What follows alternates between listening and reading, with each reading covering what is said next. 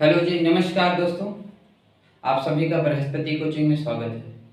देखिए दोस्तों, आज का हम लोगों का टॉपिक बहुत ही इंटरेस्टिंग होने वाला है और हम लोग आज क्लास 11 जीव विज्ञान अध्याय दूसरा जीव जगत का वर्गीकरण हम लोग अभी जो कि पढ़ रहे हैं ना, तो इसमें आज हम बहुत ही महत्वपूर्ण टॉपिक देखेंगे।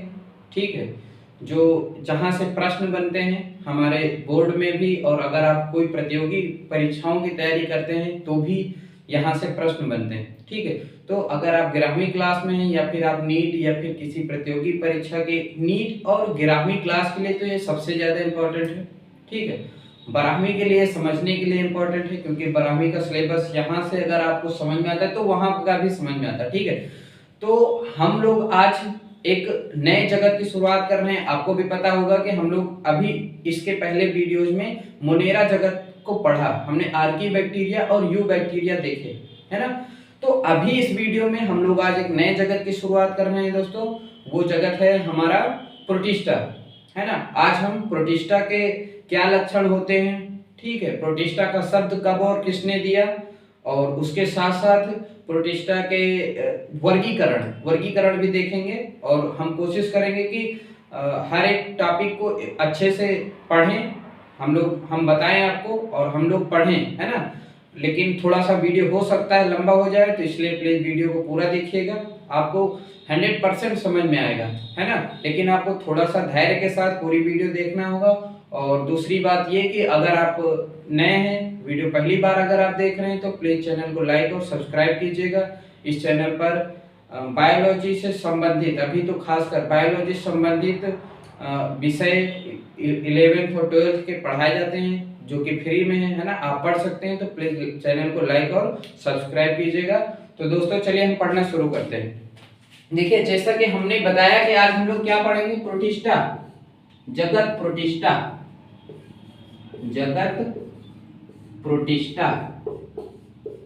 नाम तो सुना होगा आपने, है ना, जगत प्रोटिस्टा। देखिए, हमने व्हिटकर का 5 जगत वर्गीकरण देखा, जिसमें से 5 जगत जो थे मोनेरा, प्रोटिस्टा, कवक, प्लांटी और एनिमिलिया है ना, जिसमें से हमने मोनेरा पढ़ रखा। तो आज हम प्रोटिस्टा में क्या चीज पढ़ेंगे।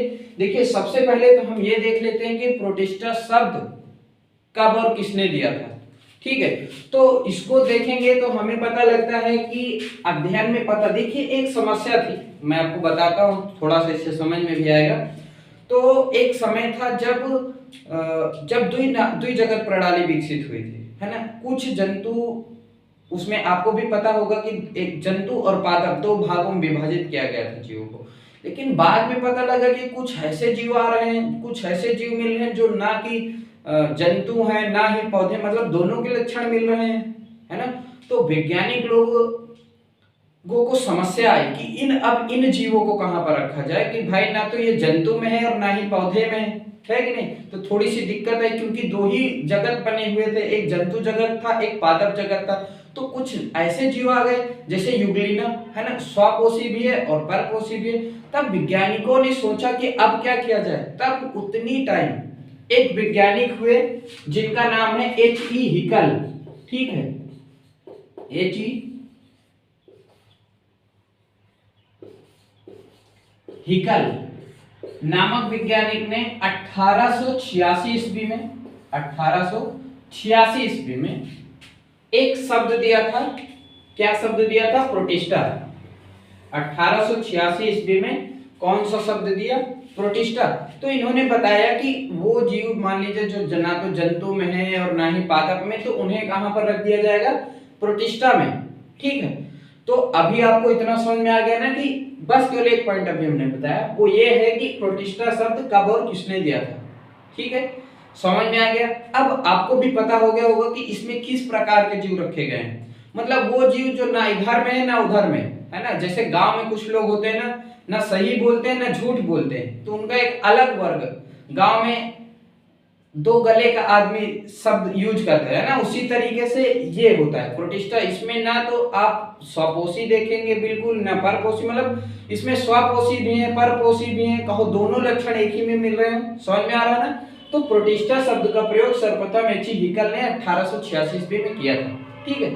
और इसे आपको जानकर आश्चर्य होगा, इसे वर्गीकरण का कूड़ेदान भी कहते हैं, ठीक है। इसे वर्गीकरण का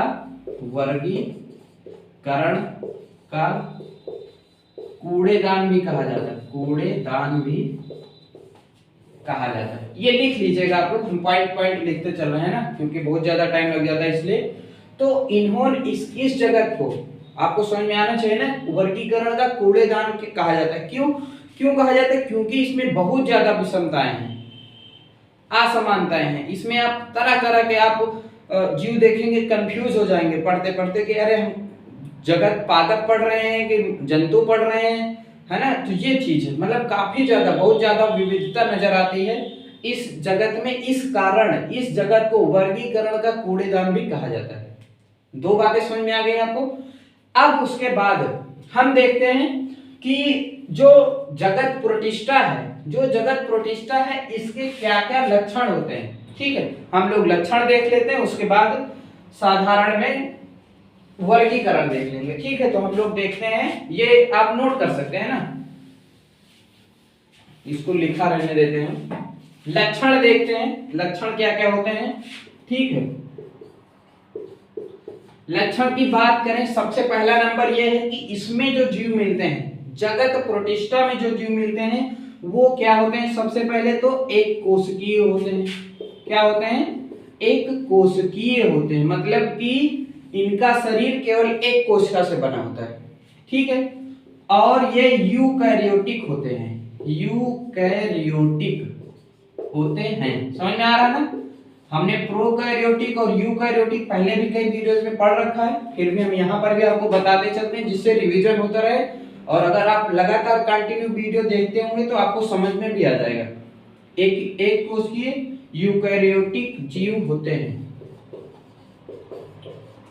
ये नहीं लिखते हम, इतना लिख दे रहे हैं आपको, ठीक है, टाइम बचने के लिए।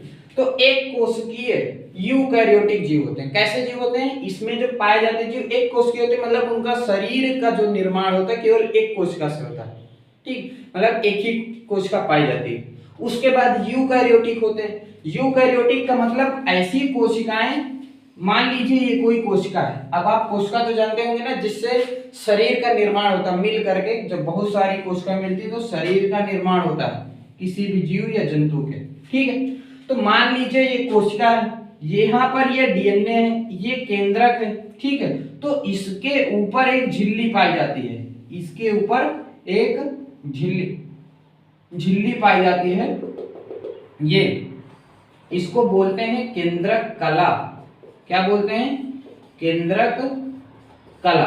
तो अगर किसी भी जीव के में केंद्रक के चारों तरफ केंद्रक कला पाई जाती है तब उसे यूकैरियोटिक कोशिका बोलते हैं। समझ में आ गया ना? दो प्रकार की कोशिकाएं होती है, एक यूकैरियोटिक होती है और दूसरी प्रोकैरियोटिक। तो आपको समझ में आ गया होगा कि यूकैरियोटिक कोशिका किसे कहेंगे?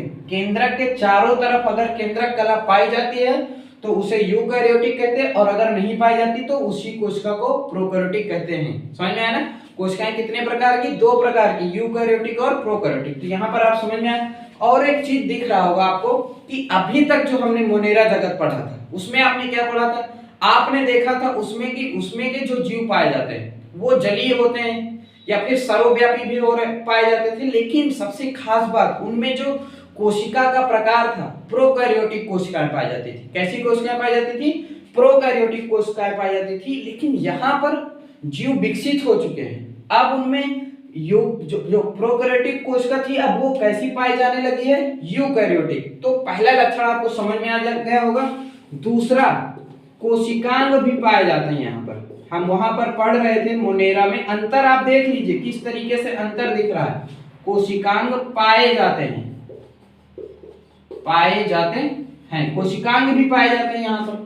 वहां पर हम बार बार कह रहे थे कि मोनेरा में कोशिकांग नहीं पाए जाते, माइटोकॉन्ड्रिया नहीं मिलता, गाल्जिका नहीं मिलता, है ना। हम बार बार पढ़ रहे थे एंडोप्लाज्मिक रेटिकुलम नहीं मिलता। लेकिन यहाँ पर आप पढ़ेंगे, यहाँ पर कोशिकांग मिलना शुरू हो जाते हैं, क्योंकि ये जीव अगर आप देखेंगे ध्यान से तो मोनेरा से ज्यादा विकसित होते हैं। तो कोई चीज ज्यादा विकसित होता है तो उसमें ज्यादा संरचनाएं पाई जाती। आप उदाहरण के लिए आप नोकिया का जो पुराना फोन आता था, है ना, जिसमें सांप सीढ़ी का खेल होता था, तो सांप वाला खेल अभी नोकिया का नया, अगर अब आप फोन लेंगे तो उसमें कई सारी चीजें विकसित हो चुकी है कि नहीं। तो उसी तरीके से जीव भी विकसित होते हैं। अब इनमें कुछ लक्षण परिवर्तित हो रहे हैं। क्या क्या परिवर्तन हो रहे हैं उन्हीं को हम लोग देख रहे हैं। तो ये कोशिकांग पाए जाते हैं। इनमें जो जितने भी जीव मिलेंगे सभी में कोशिकांग पाए जाते हैं। ये समझ में आ गया होगा। तीसरा है, इनमें अगर हम बात करें पाए कहां पर जाते हैं, तो ये प्रायः जलीय होते हैं। कैसे होते हैं? जलीय होते हैं। कैसे होते हैं? जलीय होते हैं। मतलब कि कहां पर पाए जाते हैं? ज्यादातर ये कहां पर पाए जाते हैं? जल में। अब जीव विज्ञान में दो तरीके के जल का दो तरीके का जल होता है, एक लवणीय जल, एक अलवणीय जल। लवणीय जल का मतलब जिसमें नमक की मात्रा होती है, जैसे समुद्र का जो जल होता है वो लवणीय जल होता है, और एक अलवणीय जल मीठे जल को कहा जाता है, जैसे तालाब, पोखर, नदी, नालों का ये सब जो पानी होता है अलवणीय जल के अंतर्गत आता है। तो ये प्रायः जलीय होते हैं। मतलब अभी यहाँ पर ये नहीं बताया जा रहा कि किस प्रकार के जल में पाए जाते हैं। समझ में आ रहा है? तो यहाँ पर देखिए जो जल होता है ना, ये दो प्रकार का होता है जीव विज्ञान में। एक होता है लवणीय जल, एक होता है अलवणीय जल। इसमें आप तालाब का पानी ले सकते हैं उदाहरण के लिए, और इसमें आप उदाहरण किसका ले सकते हैं? समुद्र का। सबसे अच्छा उदाहरण है समुद्र का। ठीक है, तो ये भी समझ में आ गया कि ये प्रायः कहां पाए जाते हैं? जल में पाए जाते हैं। अगला लक्षण अगर देखें, पोषण देख लेते हैं। इनमें पोषण क्या ऐसा होता है? ये स्वपोषी, परपोषी तथा कुछ मिश्रपोषी होते हैं। मिश्रपोषी होते हैं। ठीक है, ये स्वपोषी, परपोषी तथा कुछ मिश्रपोषी होते हैं। अब इनको समझ लेते हैं। हमने पिछले वीडियो में भी हम लोग इनको पढ़ चुके हैं, एक बार फिर से देखते हैं। स्वपोषी का मतलब क्या होता है? जो स्वयं से पोषण प्राप्त करे। स्व का मतलब क्या होता है? स्वयं। पोषी का मतलब पोषण प्राप्त करना। वे जीव जो स्वयं से पोषण प्राप्त करते हैं उनको हम स्वपोषी कहते हैं। समझ में आ गया ना? जैसे कि पेड़ पौधे हैं, ये लोग अपना भोजन, लोग कह रहे हैं ये पौधे अपना भोजन स्वयं बना लेते हैं। परपोषी का मतलब क्या होता है? वे जीव जो दूसरे जीवों से अपना भोजन प्राप्त करते हैं। ठीक है, उनको क्या कहते हैं? परपोषी। जैसे उदाहरण के लिए यहां पर आप यूज कर सकते हैं, जैसे अमीबा। ठीक है, अमीबा क्या करता है? अमीबा का नाम आपने सुना होगा, जल में पाया जाता है, वो भी इसी जगत से संबंधित है। तो वो जल में पाया जाता है, वो छोटे जो जीव होते हैं एक कोष के, उनको खाता है। ठीक है, उनको खा करके भोजन प्राप्त करता है, तो वो परपोषी हो गए। समझ में आया ना? परपोषी मतलब जो दूसरे जीवों पर भोजन के लिए आश्रित होता है, जो दूसरे जीवों से भोजन प्राप्त करता है, वो क्या हो गए? परपोषी। उसके बाद है मिश्रपोषी। मिश्रपोषी का मतलब ये होता है कि देखिए जो स्वपोषी भी होते हैं और परपोषी भी होते हैं, उन्हीं को क्या कहा जाता है? मिश्रपोषी। मतलब जो अगर जैसे युगलीना, उदाहरण के लिए क्या रहेगा? युगलीना एक कैसा जंतु है? किस प्रकार का पोषण पाया जाता है? तो मिश्रपोषी हो। क्योंकि देखिए युगलीना प्रकाश की उपस्थिति में पौधों की तरह कार्य करता है, मतलब भोजन बना लेता है स्वयं। अगर मान लीजिए आप उसको उठा करके जग में भर करके अंधेरे में रख देंगे तो वो क्या करेगा? तालाब, उसमें जो जग में जो पानी, मान लीजिए आपने तालाब से पानी लिया, उसमें युगलीना है। तालाब में तो उसको धूप मिल जा रही थी, भोजन बना लेता था, लेकिन आपने उठा करके अगर कमरे में रख दिया, उसको कमरे में रख दिया, अंधेरा है, तो वो युगलीना कैसे भोजन प्राप्त करेगा? अंधेरे में। फिर वो जल में उपस्थित जो छोटे जंतु होंगे ना, उनको खाना शुरू कर देता है। ठीक है, उनसे भोजन प्राप्त करता है। तो वो कैसा है? मिश्रपोषी है। तो आपको ये तीनों चीज समझ में आ गए होंगे कि स्वपोषी, परपोषी तथा मिश्रपोषी। आ गया ना समझ में? अब हम आगे देखते हैं। इसके बाद इसको मिटा देते हैं। आप लिख लीजिएगा, है ना? बिना लिखे आप नहीं पढ़ सकते भाई, लिखते रहिएगा तो आसानी होगी आपको भी पढ़ने में भी और हमें पढ़ाने में भी, है ना? नहीं तो भूलते जाएंगे। हमने 4 लक्षण देखे, शायद 5वां देख लेते हैं। इनमें जनन की बात करें, जो जनन होता है, जनन, ठीक है, जनन अलैंगिक तथा लैंगिक दोनों प्रकार का पाया जाता है।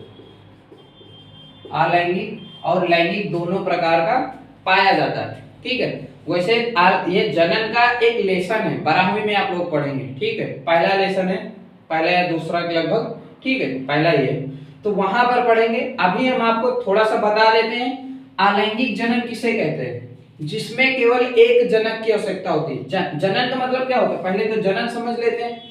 जनन का मतलब क्या होता है कि बच्चे पैदा करने की क्षमता क्या कहलाती है, जनन कहलाती है। कोई भी जीव क्या करता है, अपने जैसे संतान उत्पन्न करने की जो क्षमता होती है, इसी को क्या कहते हैं, जनन कहते हैं। तो ये दो तरीके से होती है, दो तरीके से।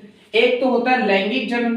लैंगिक जनन में दो जनक की आवश्यकता होती है, एक नर होता है, ठीक है, और एक मादा होती है। नर मादा जब दोनों के युग्मक मिलते हैं, ठीक है, शुक्राणु अंडाणु मिलते हैं, तब ये क्रिया संपन्न होती है, प्रक्रिया संपन्न होती है, लैंगिक जनन होता है। मतलब कि लैंगिक जनन में दो जनक की आवश्यकता होती है, अलैंगिक जनन में एक ही जनक से संतान उत्पन्न हो जाते हैं, ठीक है, इसको अलैंगिक जनन बोलते हैं। जैसे कि आपने देखा होगा, उदाहरण के लिए गुलाब का फूल ले लीजिए, ठीक है, दो जनक नहीं होते उसमें, है ना, काट करके आप टहनी लगा दीजिए, आराम से लग जाती है, ठीक है। इस प्रकार के जनन को कायिक जनन बोलते हैं, ठीक है। ये अलैंगिक जनन का ही एक प्रकार होता है। तो अलैंगिक जनन आपको समझ में आ गया ना, मतलब अलैंगिक जनन में एक ही जनक संतान की संतान को उत्पन्न करने की क्षमता रखता है,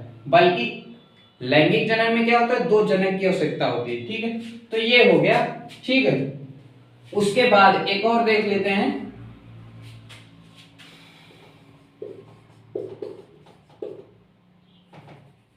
स्वापोषी। स्वापोषी, देखिए जो स्वापोषी होते हैं उनमें कोशिका भित्ति पाई जाती है, कोशिका भित्ति पाई जाती है, कोशिका भित्ति पाई जाएगी, ठीक है। लेकिन जो परपोषी होते हैं, जो कैसे होते हैं, परपोषी होते हैं, इनमें कोशिका भित्ति नहीं पाई जाती है। इस जगत में अगर कोई जीव स्वापोषी है, मैंने उदाहरण के लिए जैसे आपको बताया कि डायटम्स, ठीक है, तो अगर कोई भी जीव स्वापोषी है, मतलब अपना भोजन स्वयं बना लेता है, तब उसमें कोशिका भित्ति पाई जाती है। अगर वह परपोषी है, दूसरे जीवों से अपना भोजन प्राप्त करता है, तब उसमें कोशिका भित्ति नहीं पाई जाती है, ठीक है। तो इस जगत के ये प्रमुख कुछ लक्षण रहे, ठीक है, आपको समझ में आए होंगे, ठीक है। अब हम इसके बाद अब हम लोग देखते हैं कि प्रोटिस्टा जगत का वर्गीकरण, ठीक है, इसको कितने भागों में विभाजित किया गया है, अब हम लोग वो पढ़ लेते हैं और इसको क्या करते हैं, मिटाते हैं। लक्षण हमने देख लिए हैं, ठीक है।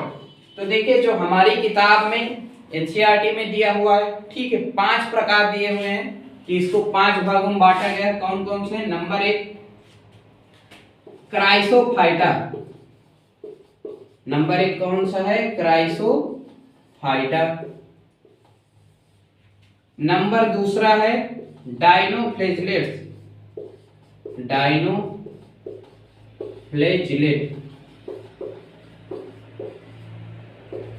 सा भी लगा सकते हो लास्ट में, कोई दिक्कत नहीं है, डायनोफ्लैजिलेट्स। तीसरा है आपका यूग्लिनाइड्स, यूग्लिनाइड्स। चौथा है आपका अवपंक कवक, अवपंक कवक, ठीक है। पांचवा है आपका प्रोटोजोआ, प्रोटोजोआ। समझ में आया ना? इनको ये आप यहां पर समझ सकते हैं, इनको 5 भाग में विभाजित किया जाता है, ठीक है, या फिर 5 प्रकारों में विभाजित किया जाता है। तो कौन कौन से ध्यान रखिएगा, क्राइसोफाइटा, डायनोफ्लैजिलेट्स, यूग्लिनाइड्स, ठीक है। उसके बाद है अवपंक कवक और प्रोटोजोआ। अब आपको समझ में आ रहा होगा कि अभी हम लोग क्या पढ़ने वाले, अब हम लोग इन्हीं को क्राइसोफाइटा, डायनोक्लेजिस, इन्हीं को क्रम से पढ़ना शुरू करेंगे। ठीक है, हम हर एक को देखते हैं कि इनके क्या क्या लक्षण होते हैं। ठीक है, तो हम सबसे पहले शुरू करते हैं क्राइसोफाइटा। आपको ये 5 समझ में आ गए ना कि प्रोटिस्टा जगत को 5 भागों में विभाजित किया गया है। 5 भाग हैं इसके अंतर्गत, ये 5 प्रकार के होते हैं, 5 भाग होते हैं, ये 5 हैं। तो हम सबसे पहले क्राइसोफाइटा देखते हैं। अब यहां से आपकी पढ़ाई शुरू होती है ना प्रोटिस्टा के। तो सबसे पहला क्राइसोफाइटा है। नाम से देखो नया नाम लग रहा होगा, ठीक है, लेकिन और नया है भी, तो हमें इसमें कुछ चीजें देखनी, क्या क्या लक्षण होते हैं हमें ये देखना है कि इसमें किस प्रकार के जीव रखे गए हैं। ठीक है, कौन कौन से जीव रखे गए हैं, उनके क्या लक्षण होते हैं इत्यादि, ये सब देखेंगे। तो क्राइसोफाइटा जो जगत है, जो समूह है, ठीक है, प्रोटिस्टा जगत के अंतर्गत आता है। तो इसमें सबसे पहला ये है कि इसमें जो क्राइसोफाइटा के जो जलीय जीव होते हैं वो क्या होते हैं, पहला नंबर है ये जलीय होते हैं, जलीय होते हैं और दोनों प्रकार के जल में पाए जाते हैं। ठीक है, यहां पर जलीय होते हैं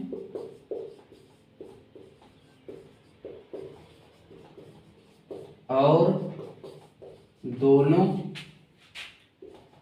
प्रकार के जल में पाए जाते हैं।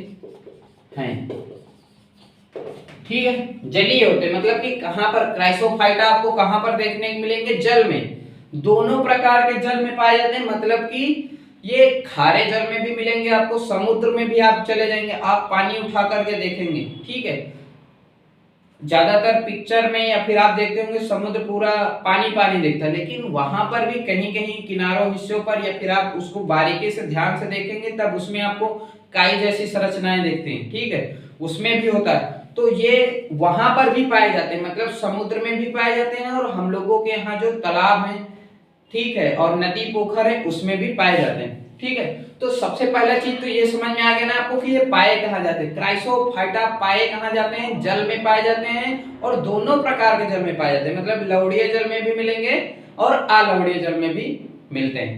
पहला टॉपिक ये, मतलब इसमें पहली हेडिंग आपको पहला नंबर समझ में आ गया होगा। दूसरा देखते हैं, इनको रोमन में लिख देते हैं ना।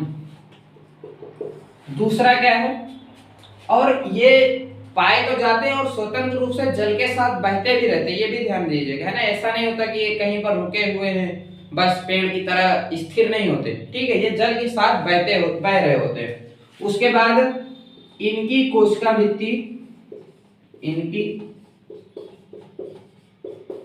कोशिका भित्ति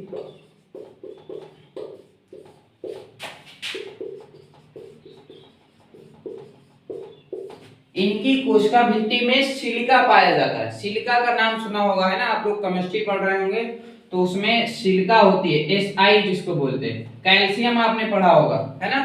तो इनकी जो कोशिका भित्ति होती है उनमें सिलिका और कुछ मात्रा, बहुत ज्यादा नहीं होती है, कैल्शियम की पाई जाती है। जैसे आपने पौधों में देखा ना कि जो कोशिका भित्ति होती है वो सेलुलोज की बनी होती है। ठीक है, लेकिन यहाँ पर क्या होता है कि जो क्राइसोफाइट होते हैं, जितने भी क्राइसोफाइट जीव होते हैं, उनकी कोशिका भित्ति में क्या पाया जाता है, सिलिका। ये महत्वपूर्ण है ना, ये ध्यान देने, ये पूछा जाता है कि क्राइसोफाइट की कोशिका भित्ति किससे बनी होती है या फिर कौन सा तत्व पाया जाता है, तो सिलिका। आपका आंसर क्या होना चाहिए, सिलिका। ये भी समझ में आ गया होगा। इसके बाद और देखते हैं, ठीक है, सिलिका पाया जाता है, बहते हुए जल में होते हैं। उसके बाद एक और देखते हैं इसमें,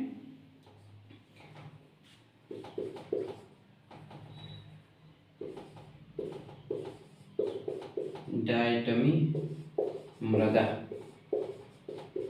इस पर टिप्पणी लिखने के लिए भी आती है, डायटमी मृदा, आपने सुना होगा। देखिए होता क्या है कि जैसे मान लीजिए, ठीक है, ये जो डायटम्स होते हैं, ठीक है, इसमें प्रमुख रूप से लिख देते पहले, नहीं तो सामने भी नहीं आया। इसमें प्रमुख रूप से डायटम तथा डेसिमिल। डेसिमिल मतलब सुनहरे शैवाल, सुनहरे शैवाल पाए जाते हैं। ठीक है, ये उदाहरण हो गया, इसका समझ सकते हैं, उदाहरण हो गया। ठीक है, तो जो देखिए जो डायटम्स होते हैं, डेसिमिड होते हैं, ये भी ध्यान रखना कि आपको जैसे उदाहरण में या फिर आपसे पूछ लिया जाए कि डेसिमिड किस जगत से संबंधित है, तो जगत पूछे तो आपको प्रोटिस्टा बताना है। अगर समूह या फिर भाग पूछे, क्राइसोफाइटा, थैलोफाइटा, ब्रायोफाइटा, तब आपको वहां पर क्राइसोफाइटा पर टिक करना है। ठीक है, तो देखिए जो डायटम्स होते हैं और डेसिमिड होते हैं, इनकी जो कोशिका भित्ति होती है वो किससे बनी होती है? सिलिका से बनी होती है। ठीक है, तो कभी कभी देखिए ये जब जो समुद्र में होते हैं जब मर जाते हैं, ठीक है, मर जाते हैं, क्योंकि एक और चीज इसमें जान लीजिए कि ये एक कोशिकीय भी होते हैं, ऐसे नहीं कि बहुत बड़े बड़े होते हैं हमको नग्न आंखों से दिखेंगे, ऐसा भी नहीं है। ठीक है, तो ये कैसे होते हैं? एक कोशिकीय होते हैं। ठीक है, तो जब ये मरते हैं, मान लीजिए मृत हो जाते हैं, तो ये तली में बैठते रहते हैं, क्योंकि देखिए कोई भी जंतु है अगर तब तक कब तक तैरता रहेगा, है कि नहीं? और तैरने से मुझे याद आया कि इन्हीं को पादप प्लवक भी कहते हैं। देखो एक एक चीज याद आ रही है, पादप प्लवक भी कहा जाता है ये चीज। ठीक है, तो ये मतलब कि समुद्र में पाए जाते हैं और तैरते रहते हैं, ऐसे समुद्र में जल में ऊपर तैरते रहते हैं। एक टाइम आता है जब ये मृत हो जाते हैं, मृत्यु को प्राप्त करते हैं, तो ये धीरे धीरे तली में बैठते जाते हैं। जैसे आप रेत ले लीजिए, हिला पानी में मिला करके हिला दीजिए, थोड़ी देर बाद वो क्या होते हैं? बैठते जाते हैं। ठीक है, हालांकि ये जीव और निर्जीव के बीच का है, लेकिन फिर भी आप इसी तरीके से देखेंगे कि जो जब पानी भरा होता है, मान लीजिए ये समुद्र है, ठीक है, इसमें पानी भरा, इसमें ऊपर ये तैर रहा, मृत होने के बाद में ये तली पर क्या होते हैं? बैठते जाते हैं, बैठते जाते हैं, बैठते जाते हैं, बैठते जाते हैं, बैठते जाते हैं, धीरे धीरे जब करोड़ों वर्ष हो जाते हैं, क्योंकि एक दो कोशिका, एक दो डायटम्स के बैठने से कुछ नहीं होगा, लेकिन जब कई सारे बैठ जाते हैं, इस तरीके से नीचे तली में बैठ जाते हैं, ठीक है, तो ये एक मृदा का निर्माण करते हैं जिसे डायटमी मृदा कहा जाता है। ये महत्वपूर्ण है। ठीक, समझ में आया ना? डायटमी मृदा का निर्माण कैसे होता है कि जब डायटम्स या डेसिमिड मृत हो जाते हैं तो ये तली में नीचे बैठते रहते हैं और करोड़ों वर्षों बाद, ठीक है, इकट्ठा हो जाते हैं जब बहुत सारे, तो एक मृदा का निर्माण होता है जिसे डायटमी मृदा कहते हैं। ठीक है, अब इसके कई सारे उपयोग भी होते हैं, इसके कई सारे क्या होते हैं? उपयोग होते हैं, हम आपको बता देते हैं। नंबर 1 है जैसे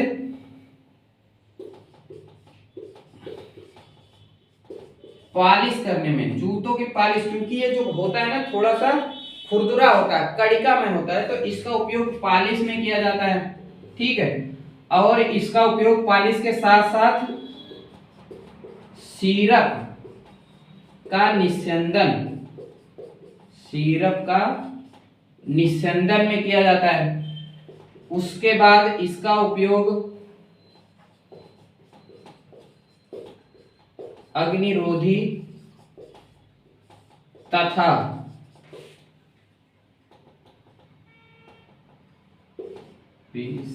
अग्निरोधी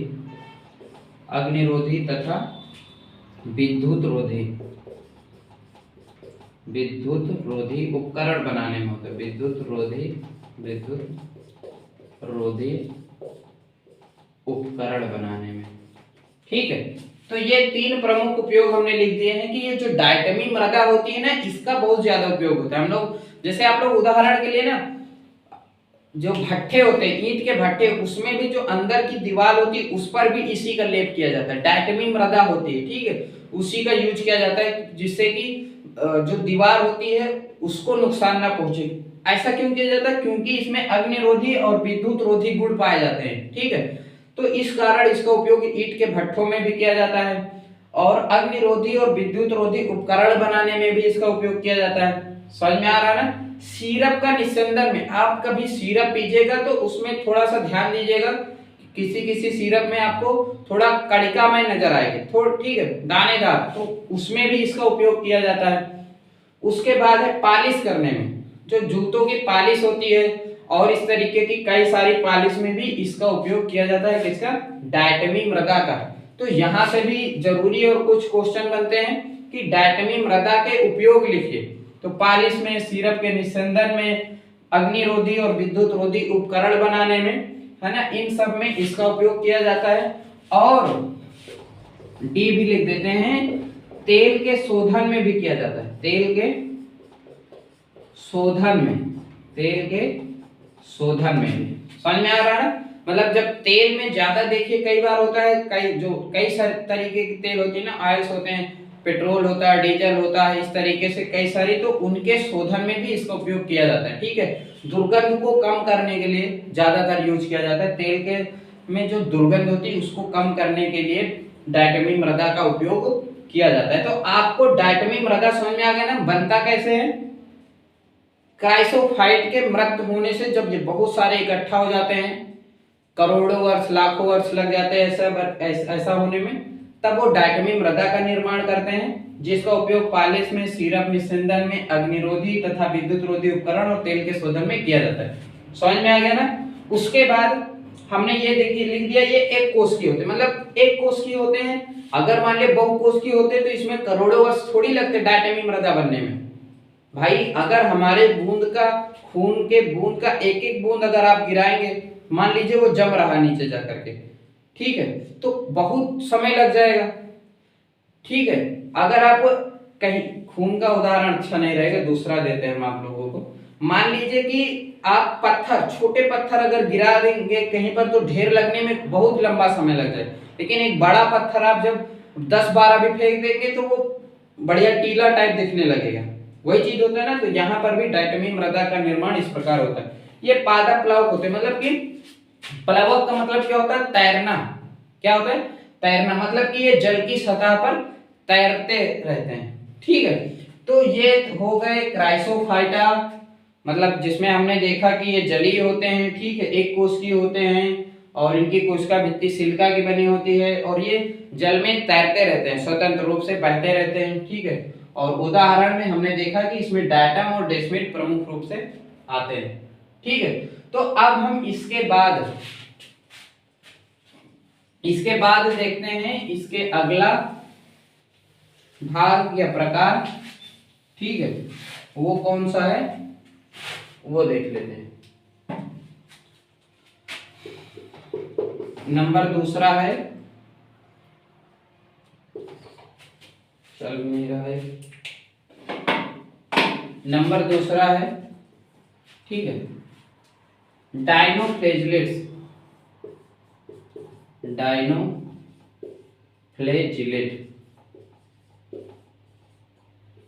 डायनोफ्लैजिलेट। ठीक है, सबसे पहले तो हम लिख देते हैं, ये मुख्यतः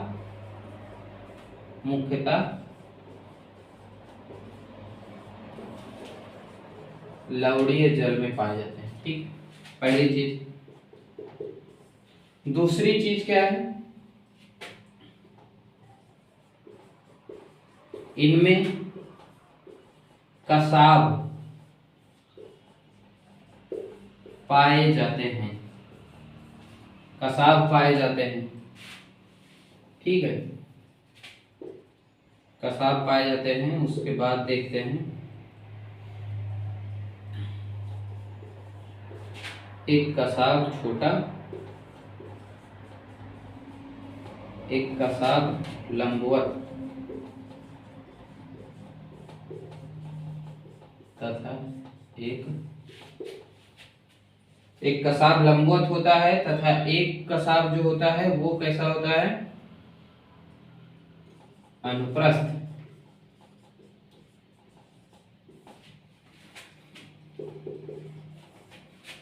ठीक, और इसमें जो उदाहरण है गोनिया, उदाहरण लिख देते हैं इसके में। इससे पहले हम एक और लिख देते हैं, ये रेड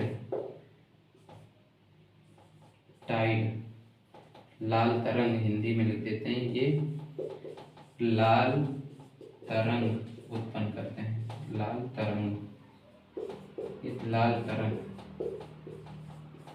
रिंग रेड टाइड, ठीक। गोनिया लेग्स, गोनिया लेग्स,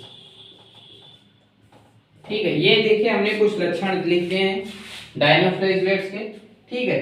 तो देखिए हमने जो क्राइसोफाइटा पढ़ा था उसमें हमने देखे थे कि ये दोनों प्रकार के जल में पाए जाते थे, मतलब लवणीय जल में भी और अलवणीय जल में भी। लेकिन ये क्या होते हैं, मुख्यतः लवणीय जल में पाए जाते हैं, मतलब ये ज्यादातर आपको समुद्र में मिलेंगे। कहां पर, समुद्र में। पहली चीज तो कंफर्म हो गई ना, ये पाए कहां जाते हैं, समुद्र में पाए जाते हैं। दूसरी बात, इनमें कसाब पाए जाते हैं, मतलब इनमें जो शरीर, जीव का शरीर होता है, मान लीजिए उदाहरण के लिए ऐसे, तो उनमें कसाब भी पाए जाते हैं, ये कसाब होते हैं, ठीक है। दो कसाब पाए जाते हैं, ठीक है। एक लंबवत होता है और एक क्या होता है, अनुप्रस्थ होता है। आप इसको ना भी ध्यान देंगे तो इतना जरूर ध्यान रखना है कि इनमें कसाब पाए जाते हैं, ठीक है, जो चलने में सहायता करते हैं। जैसे मछली के लिए पूंछ सहारा करती है चलने के लिए, तैरने के लिए, उसी तरीके से डायनोफ्लेजिलेट्स किसकी सहायता से चलते हैं, कसाब की सहायता से, ठीक है। मतलब कसाब पाए जाते हैं जो चलने में सहायता प्रदान करते हैं।